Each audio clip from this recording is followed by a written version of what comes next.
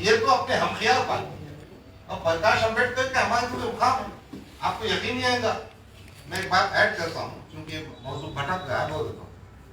अवैसी साहब ने हर भाषण में कहा है कि हिंदुस्तान का सबसे बड़ा कायद लीडर कोई है तो डॉक्टर बाबा साहब भीमराव। ये आपको मानना पड़ेगा। और आपको आपके बाद और बताता हूँ कि हमारे पास जब नगर पालिका के चुनाव हुए थे, हमने 5 गरीब कारपोरेटर हमारी कांस्टिट्यूंसी चुन के आए, यानी जो मुस्लिम मेजोरिटी का एरिया है, जैसा ढगे चुन के आया, महफूजुल्लाह साहब वहां रहते हैं, वहां पे 90% मुस्लिम पॉपुलेशन हमने चुन के आए। ये तो कोशिश करते रहे, अगर एक कंटिन्यूअस प्रोसेस है, आपको एक दिन में बटन दबाते रिजल्ट दो ही मिलेगा। हमने राजा भाई क्या पूछा था सर, उन्होंने पहले तुम्हारे से कभी आगे युति नहीं हुई, क्यों नहीं हुई? उन्होंने ऐसा कहा है तो मैंने उनसे कहा कि प्रकाश भी हमारा काफी एहतराम है। हम जब जब सियासी तौर पर जरूरत होगी उनके पास जाकर मनाने की कोशिश करेंगे। आप थोड़ा हमें मदद कीजिए इस मामले में, इस बात को ज्यादा हवा मत दीजिए, जो बोल दिया हमने बोल दिया नहीं होती, उससे क्या होगा? तुम्हारी इंटरेस्ट दिख रहा है कि इनकी युति होनी चाहिए, नहीं होनी चाहिए।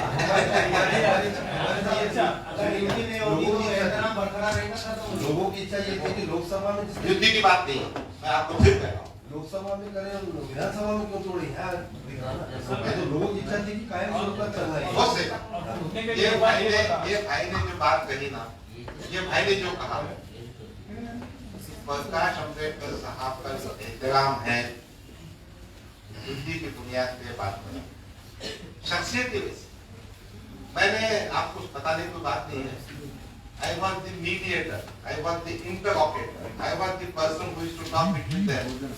मैं इनसे बात करता था, उनसे बात करता। ये तमाम मामलात में तकरीबन मुझे प्रकाश अंबेडकर साहब के साथ 200 घंटे बैठने का इत्तेफाक हुआ। I am the member of his family. हमारी अंजलि ताई हो, साहिल बच्चा हो, या आनंद रात का बेटा हो, सबके पास बैठा। मैं आपको फिर कहता हूँ, He's a great man. ये और बात है कि नांदेड़ के ही एक नेता ने उनको खपाने का पूरा बंदोबस्त किया। नांदेड़ का नेता वो अशोक चव्हाण। देखिए अकोला में हिदायत पटेल को किसने खरीदा? पूरे महाराष्ट्र में तुमको एमपी की सीट दिखती नहीं, मुसलमान को खरीद करने के वास्ते। ये आपका अशोक चव्हाण, अब चूंकि आपने आपको बुझाया है, इसलिए मैं कहता हूँ आपको हमारा काम ही थे। सर तुम्हाला एवढं कळतं की अशोक चव्हाण सर हमें बोलना नहीं चाहिए ना, बुझाना काम है, कहने की जरूरत है। बुझाएंगे नहीं, आप बताएंगे सर। सुनो ना, तो मैं क्या कह रहा था तुमसे, ये अशोक चव्हाण, ये शरद पवार जो ठेकेदार बन के बैठे हैं, वो नहीं चाहते हैं ऐसा काबिल आदमी जो पूरे हिंदुस्तान में आवाज बन सके। अगर प्रकाश अंबेडकर की पार्लियामेंट में होते तो अवैसी साहब की जैसा आवाज।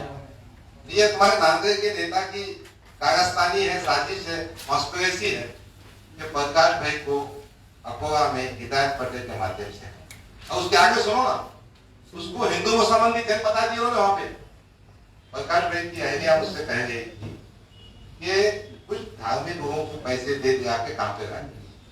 तुम्हारे पास कैसा करते हो, जब इंतखाबात आते ना तो सब मौलाना में जमा करते हैं। अशोक चव्हाण बाद में पूछते भी नहीं, ये मौलाना को बुलाते, वो मौलाना को बुलाते, मीटिंग करते, खाना खिलाते, बिरयानी करते, इफ्तार टोपी पहन के आ जाते, सलाम अलैकुम बोल देते। मगर ये साजिश से बचना पड़ेगा, उसके बाद कहीं जाके हम सब एक होकर ताकत से काम कर सकेंगे।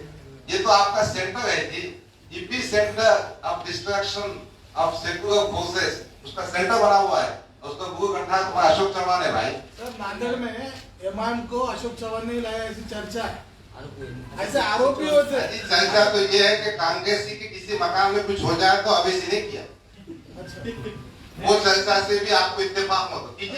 क्या होता है, कांग्रेस के अभी बिहार में हार गई, कांग्रेसी के मकान में कुछ हो गया, भैंस ने दूध नहीं दी, अंडा नहीं दिया मुर्गी ने, तो बोलते असल तो अवैसी ने किया। ये भी चर्चा है कि अपने भाई के मुझे सुन रहा हूँ मैं, मुझे अच्छा नहीं था कि भाई कुछ नई बातें भी सुनने आती है, साहब को भी शेयर करूंगा। साहब ये भी एक चर्चा का विषय है। आपके जो 13 नगर से होते हैं वो कांग्रेस में गए सर बाद में। कारण क्या है? सुनो, हमारे 13 नगर सेवक कांग्रेस में कहीं ना कहीं हमारी कमजोरी है, कहीं ना कहीं उनकी कमजोरी है। अच्छा, पॉलिटिक्स में हमारे 13 नगर सेवक हैं, हम तो छोटी पार्टियां हैं। सुनो ना, अरे तुम्हारी तो कांग्रेस की पार्टी गई ना वहां पे। मध्य प्रदेश में क्या करे तुमने? हमारे 13 कारपोरेटर दिखे तुमको, अब कहां गए? उनके नीचे इसके बीजेपी के नीचे अभी शिवराज चौहान जो बना 28, तो सियासत में चलते रहता भाई। मगर फिर भी एमआईएम पर छोटा भी हो गया ना तो विषय बनता। इनके 13 कारपोरेटर वहां भाग गए, इनका ऐसा हो गया। मैं एक सियासी तौर पे आपसे कहना चाहता हूं कि अभी जितने बीजेपी में एमएलए चुन के आए वो कितने कांग्रेस के? कितनी बताओ मैं आपको? 123 बहुत है।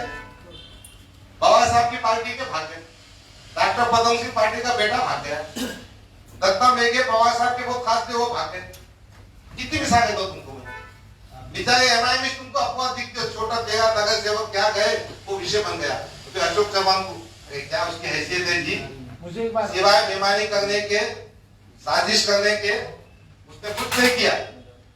भाई मैं सुन के वो मेरी बात, प्रकाश अम्बेडकर को सबने मिलकर तय करना था हम कोई उम्मीदवार नहीं देंगे। आर पार्टी का इंतखाब होता है, उनकी बीवी इलेक्शन में खड़ी रहती है, सब बोलते नहीं अनापोस्ट। तो कहीं ना कहीं ये जो कांग्रेस के नेता है, राष्ट्रवादी के नेता है, शिवसेना के है, एमआईएम, सबने मिलकर क्या तय करना चाहिए? प्रकाश भाई को अनापोस्ट करो। ये मानसिकता कब बनेगी? नहीं बनती ना मानसिकता। भाई जी ये बताइए, एमआईएम के उम्मीदवार को हमारे उम्मीदवार एमआईएम के उम्मीदवार को क्यों मतदान मिलना चाहिए? जनता ने उनको क्यों मतदान देना चाहिए, ये बोलिए। इस पे क्या है, हम जनता से वोट की मांग नहीं कर रहे हैं, हम ग्रेजुएट से और उन लोगों से बात कर रहे हैं जिनके नाम एनवायरमेंट लिस्ट है। इसका जवाब हमारे कुणाल खान साहब देंगे। वैसे पार्टी के पॉलिसी में जो सवाल चल रहे थे कुछ सवाल बाकी जरा आगे की बात उनकी बातों में सच्चाई आपने अभी कबूल किया। तो उन्होंने परसों अपने प्रेस में ये बताया कि मुसलमानों के लिए बात मुस्लिम चेहरा या रहनुमा नहीं है। कहाँ तक सच्चाई है? उन्होंने इससे आगे ये भी कहा कि मुसलमान हमको लाइन मारने नहीं देते, लाइन मारने नहीं देते। हम आशिक हैं, लेकिन वो हमें लाइन उनकी बात में सच्चाई है कि ये बताइए सर। इस सवाल को जोड़ते हैं फिर से सवाल क्या पूछा आपने? प्रकाश अम्बेडकर साहब की आपने ये उनके ख्याल में नसीले पढ़ रहे हैं आप, और आपने ये भी बोला है कि उन्होंने बहुत अच्छी बात की। तो क्या ये सच्ची बात है कि मुसलमानों के पास कोई फायदा नहीं है? भाई ने हमने जो कहा उसको समझने में थोड़ा गलती की है। खसीदा मैं उर्दू मीडियम से मैट्रिक पास किया हूँ। खसीदा किसे कहते हैं, मलसिया किसे कहते हैं? खैर मुझे जवाब दे दीजिए। आपने सवाल किया, मुझे जवाब दे दीजिए। मैंने जो अल्फाज कहे फिर दोहराता हूँ, काबिल एहतराम है, थे और रहेंगे। मैंने ये भी कहा कि स्टडी आदमी, फिरका परस्तों से आप डटने वाली शख्सियत है। मैंने ये कब कहा कि उनके मुंह से निकली हुई हर चीज सच्चाई होती है। मैंने मोहब्बत से ये कहा कि उनकी जो सवालात थे उसके बारे में मैं कुछ कहना मैं छोटा करता हूँ, मैं कोई जवाब नहीं दूंगा। खैर चलिए, मैंने आपका जवाब दे दिया। और क्या सवाल पूछना है? आपके हवाले से उन्होंने क्या जब बात हुई थी तो पब्लिक में ये बात है कि अलायंस के अंदर सीटों का जो डिविडेशन है वो नहीं हो सका। उन्होंने बोला था हमने 40 सीट तक ऑफर की थी और खादरी साहब ये बात जानते थे। उसके बाद भी जब अगर एमआईएम 40 सीट पर एग्री नहीं होती और अलायंस नहीं होता है तो सीधा सीधा यही नजर आता है कि फिरकापरस्त फोर्सेस को इसका फायदा। अब 40 सीट कोई मामूली सीट नहीं है, क्योंकि तेलंगाना में 7 पे जब इत्तेफाक कर सकती है एमआईएम, तो महाराष्ट्र जैसी बड़ी रियासत पे 40 सीट कोई कम नहीं थी। क्या ये सही है? और अगर सही था तो फिर इसके लिए एमआईएम को जिस तरह जिम्मेदार ठहरा है तो वो किस बात पे आप बोलना चाहते हैं? इससे पहले भी जब बिहार के चुनाव आए थे ना, तो प्रकाश भाई का एक वीडियो आया था, मैंने उसका जवाब भी दिया था। देखिए, सीटों की संख्या से हटकर जिस बात पे इतिहास टूटा वो ये था कि कुछ सीटें वो मान गए थे जहां हमारा हक था या हम समझते थे हमारा हक है, वो भी बात थी। दूसरी बात ये थी कि कहीं ना कहीं हम उनको समझाने में, वो हमको समझाने में कम पड़ गए। फिर उसमें क्या हुआ कि जो दूरियां थी वो दूर नहीं हुई। मैं आपको बताता हूँ, आखिरी जो मीटिंग हुई थी वो पूना में हुई थी। मैंने ही कहा था कि आप दोनों बैठो, हम कोई अंदर नहीं आएंगे, तो मैं आऊंगा ना, इम्तियाज जरूर आएगा। तो साहब ने पूना आए, पूना में 11 बजे से 3 बजे तक उनकी मीटिंग हुई। बाद में मैं, इम्तियाज जलील साहब, असद भाई, प्रकाश भी खाना खाए। मैंने कहा भाई तुम दोनों मिलकर कुछ तय करो, तो वो तय हो नहीं पाया। और दूसरी बात क्या थी, ये सब बातें मैं समझता हूँ किस्मत में, मुकद्दर में, हालात को दोष देने के बजाय हमारे अपने कमियों को अपन समझ के चलेंगे और मुस्तकबिल में ऐसी कोई गलतियां ना हो जिससे इतिहाद टूटे, ऐसी नौबत ना आए, उसकी भी दक्षता लेंगे ना भाई। हम यकीनन ना मैं प्रकाश अम्बेडकर साहब को जिम्मेदार ठहराता हूँ ना अवैसी साहब। एक सियासी तौर पर आपस में तर्जुम नहीं हो सका, यही बात है। क्यों नहीं सर?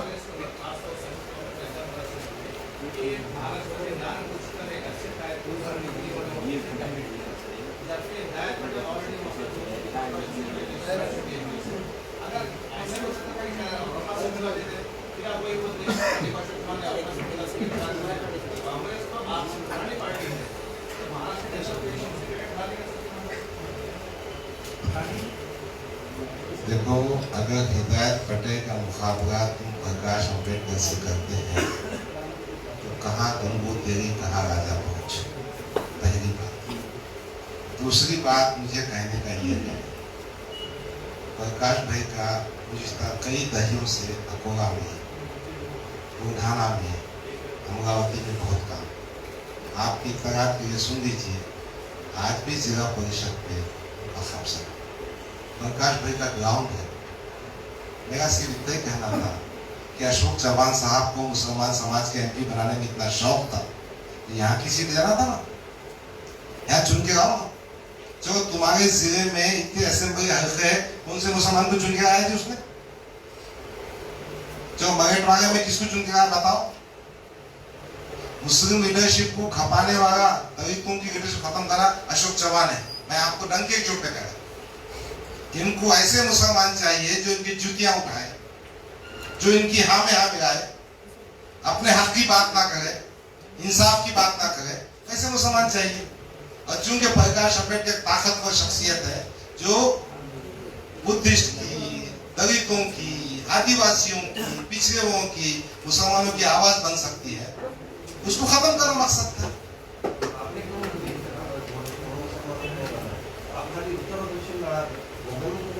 जाएंगे ना, जाएंगे आपकी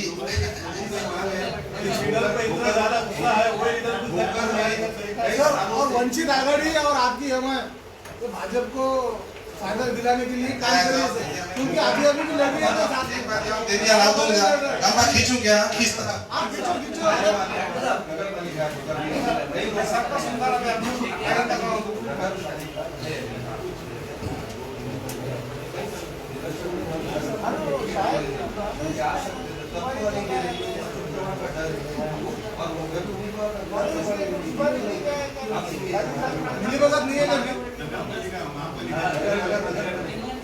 हमारे भाई ने कहा कि अशोक चौहान के खौफ में आपने कभी उम्मीदवार नहीं किया।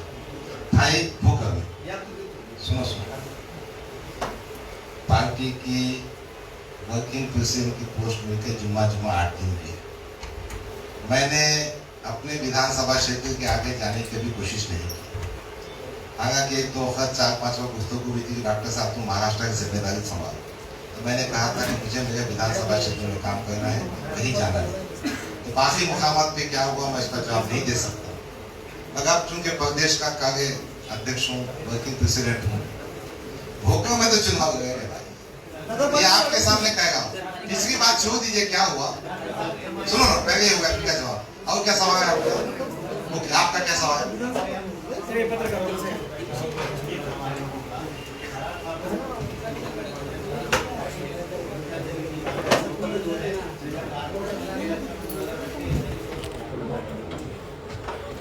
भाई तुम जो सवाल पूछ रहे हो, पहले आपने मेरे मुझसे सर्टिफाइड कराना चाहिए मैं मुसलमानों की बात। देखो, साहब ने जबींदा राम के भाषण में कहा, ये मजलिस इत्तेहादुल मज़लूमीन, जहां जहां जुल्म होगा, मैं आपको सच कहता हूं, 2014 में चुनाव के बाद अहमदनगर में एक मुकाम पे जाओ किया, वहां पे 3 दलितों की हत्या हुई। असदुद्दीन अवैसी वहां पहुंचे, मैंने साहब की आंखों में आंसू देखे। हम सुबह सुबह औरंगाबाद से तकरीबन 200 किलोमीटर उसके मकान गए, पार्लियामेंट में विषय उठाए, अभी रोहित विमोआ का मसला हम लोग, जहां जहां दलित समाज पे अत्याचार होता है उनको इस्तेमाल। मैंने अभी आपसे कहा कि हमारे पास 5 नगर सेवक है, इम्तियाज जलील की परत फेंक गई।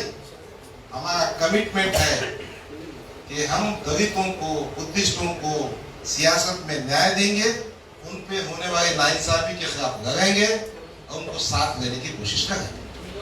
और खराब सर, ए भाई जरा रुको ना, ए भाई आपकी पॉलिटिकल विंग है, तो सिर्फ पॉलिटिकल विंग बन के क्यों रह जाएगी? समाज के ऊपर जो है काम नहीं है, समाज के ऊपर जो है आवाज नहीं है, पॉलिटिकल पार्टी बन के क्यों रह जा रही महाराष्ट्र में? पॉलिटिक्स के अलावा नहीं, देखो पूरे महाराष्ट्र में अरे ब्रदर सर बेटा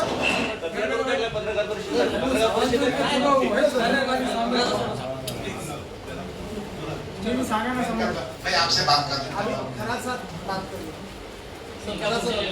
खरात सरांसाठी प्रश्न आहे, आपला काय अजेंडा आहे या निवडणुकीसाठी? याला खरं साहेब, याला जोडून एक प्रश्न आहे की प्रस्थापित इतकी मोठे जे संस्था चालक आहेत त्यांच्याकडे खूप मोठे वोट बँक त्यांची पक्की आहे, आता तुमच्याकडे नेमकं काय आहे की म्हणजे कुठल्या आधारावरती तुम्ही आता निवडणूक लढवता? पहिली गोष्ट आपण लक्षात घेतलं पाहिजे की या ठिकाणी पदवीधर लोक या ठिकाणी आपल्याला मतदान करणार, आणि आपण एक लक्षात ठेवतो की शिक्षणातून माणूस त्याला संतुष्ट होतो, तो विचार करायला त्याला वेळ असतो, तो विचार करतो आणि विचार करून मतदान करतो। आता मला असं वाटतंय की जेव्हापासून 12 वर्षापासून जे माझे आता आमदार आहेत सध्या सतीश चव्हाण, त्यांनी या पदवीधरांसाठी नेमकं केलं काय? त्यांच्या संस्था आहेत मान्य आहे, त्यांच्या शाळा आहेत मान्य आहे, परंतु त्यांच्या शाळेमध्ये शिकणारे विद्यार्थी असतील, त्यांच्या कॉलेजमधून पदवीधर होणारे विद्यार्थी असतील, त्यांच्यासाठी नेमकं त्यांनी केलं काय? त्यांच्या शैक्षणिक संस्था या फक्त विद्यार्थ्यांना निवडण्याचं काम या ठिकाणी करतात। आपल्याला माहिती असेल, स्कॉलरशिप विद्यार्थी धारक जरी असला तरी त्याच्याकडनं या संस्था पैसे घेतात आणि फीस घेतात। असं सर्व असताना या ठिकाणी म्हणजे एवढे त्यांच्याकडं आहे देण्यासारखं, पण ते देत नाही, म्हणून आम्ही इलेक्शन लढवतो या ठिकाणी। दुसरी गोष्ट अशी आहे की आम्ही या ठिकाणी पूर्ण मराठवाड्यामध्ये पदवीधरांची नोंद सुद्धा केलेली आहे। ठीक आहे, मान्य आहे की दिसली नसेल आपल्याला किंवा आपल्याला माहिती नसेल, परंतु औरंगाबाद सारख्या शहरामध्ये, जालन्यामध्ये, बीडमध्ये, नांदेडमध्ये प्रत्येक ठिकाणी आम्हाला जमेल तशी आम्ही नोंदणी या ठिकाणी केलेली आहे। औरंगाबाद सारख्या शहरामध्ये जास्त नोंदणी असल्यामुळे आणि त्या ठिकाणी सर्वात जास्त आमची पकड असल्यामुळे सर्वात जास्त लक्ष केंद्रित आम्ही त्या ठिकाणी केलं। जवळजवळ 20 ते 25,000 नोंदणी आम्ही त्या ठिकाणी करून घेतली आहे। हे सर्व असताना सुद्धा मतदार जेव्हा नोंदणी आपण करत असतो तो आपला बांधलेला नाही, तो कोणत्याही उमेदवाराला नोंदणी करू द्या, त्याला जो उमेदवार योग्य वाटेल तो त्याला मतदान करेल, मग तो शिवसेनेने करू द्या, बीजेपीने मतदान नोंदणी करू द्या की राष्ट्रवादीने करू द्या, काँग्रेसने करू द्या, एमआयने करू द्या, मतदार असतो तो त्याच्या योग्य विचाराने आणि त्याच्या सतत विवेक बुद्धीने तो मतदान करेल। काय अजेंडा सर? सर या ठिकाणी आमचा अजेंडा म्हणजे जाहीरनामा आम्ही या ठिकाणी आपल्या तयार आहोत। जाहीरनाम्यामध्ये मी सर्वात प्रथम आम्ही या ठिकाणी आपण एक बघत आहात की PhD असेल, सेटेट असेल, नेट असेल, सेट असेल, बीएड असेल, डीएड असेल, टीईटी पास असलेले विद्यार्थी असतील, लोक हे असतील, त्यांना अजूनपर्यंत नोकरी मिळाली नाही. आपण हे लक्षात घेतलं पाहिजे. 7 वर्षापासून प्राध्यापक भरती असेल, शिक्षक भरती असेल, ही बंद आहे. यावरती या आमदारांनी प्रश्न विचारले पाहिजे होते. जर समजा मी पीएचडी असेल, मी वयाच्या 26व्या वर्षी माझी पहिली पीएचडी कंप्लीट केली, तेव्हापासून जर आतापर्यंत भरती निघत नसेल तर मग माझ्यासारख्या पीएचडी सारख्यांनी करायचं काय? मी नोकरी का सीएचबीवर करायची का? वर्षानुवर्ष 7-7, 8-8 वर्ष मी सीएचबीवर काम करायचं का? कॉन्ट्रॅक्ट बेसवर काम करायचं का?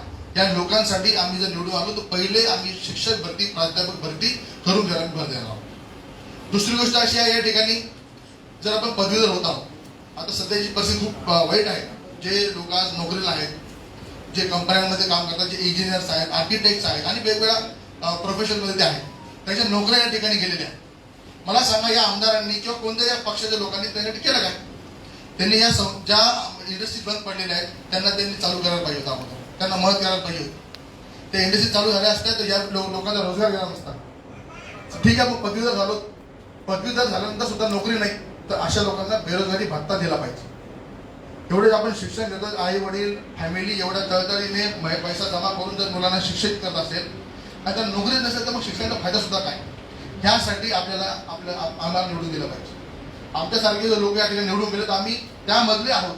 आम्ही कारखानदार नाहीये, आम्ही भांडवलदार नाही, आम्ही संस्था चालक नाहीये, आम्ही घोटाळेबाज नाहीये. आम्ही एक विद्यार्थी किंवा एक छोटासा प्राध्यापक, एक असिस्टंट लेक्चरर म्हणून मी डॉक्टर बाबासाहेब मराठवाडा विद्यापीठामध्ये MBA शिकवतो. आता मी सध्या नाही दिले. परंतु जर आम्हाला जर नोकरी नसेल, आमच्यासारख्या माणसाला जर या ठिकाणी नेतृत्व भेटत नसेल तर आम्ही या ठिकाणी लढलं पाहिजे. आणि आम्ही या ठिकाणी आमच्या कामाच्या याच्यावरती आणि आमच्या विजनवरती आम्ही निवडून येऊ शकतो. आणि मी स्वतः 10 वर्षापासून विद्यार्थी म्हणून चळवळीत काम करतो. मी MIM विद्यार्थी आघाडीचा महाराष्ट्र अध्यक्ष सुद्धा आहे. पूर्ण महाराष्ट्रभरात विद्यार्थ्यांचे प्रश्न या ठिकाणी मांडत असतो आणि या ठिकाणी आंदोलन करत असतो.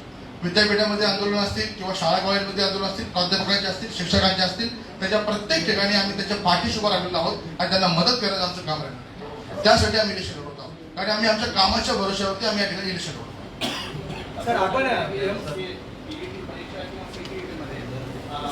पास झालेले आहेत त्यांना नोकरी नाही. मागच्या 2-3 वर्षामध्ये आपण जर पाहिलं तर 3% जर टाकलेलं आहे.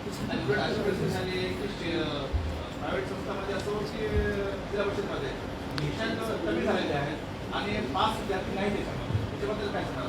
भाई, आपने बहुत अच्छा सवाल किया. ये जो टीचर एलिजिबिलिटी टेस्ट जो होता ना, उसका रिजल्ट का परसेंटेज बहुत कम है. उसकी वजह क्या है मालूम? शासन की ब्यूरोक्रेट्स की मानसिकता है कि एम्प्लॉयमेंट जनरेट ना हो. मैंने देखा कि मैं भी संस्था चलाता हूँ, मेरी भी शिक्षक भर्ती होती है, तो मैंने देखा कि ultimate objective is to defeat employment. ये मानसिकता को बदलना पड़ेगा.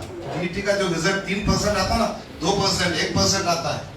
और पेपर तो ऐसा है, IAS का एग्जाम जैसा का पेपर, यानी बच्चों को एम्प्लॉयमेंट से वंचित करने का एक नहीं लेजिस्लेटिव फॉर्मूला है. कायदे के अंतर्गत टीटी कैसा बना? राइट टू एजुकेशन एक्ट में ये एक छोटा रूल बना हुआ है, कायदा नियम बना हुआ है. ये नियम के जरिए क्या करना है? शिक्षक भर्ती करना है. तो नियम ऐसा बनाओ कि रास्ता बंद हो जाना. यही बात को विधान परिषद में पहुंचाने के लिए मुलाकात. सर, आपकी संस्था पदवीधरांच्या विविध मागण्यासाठी आतापर्यंत काय केलेलं आहे? एक प्रमुख गोष्ट म्हणजे आपण लक्षात घेतली पाहिजे की हो ना, आपण एक बघा की वेळोवेळी मी आता सुद्धा विद्यापीठामध्ये काम करतो नेहमी.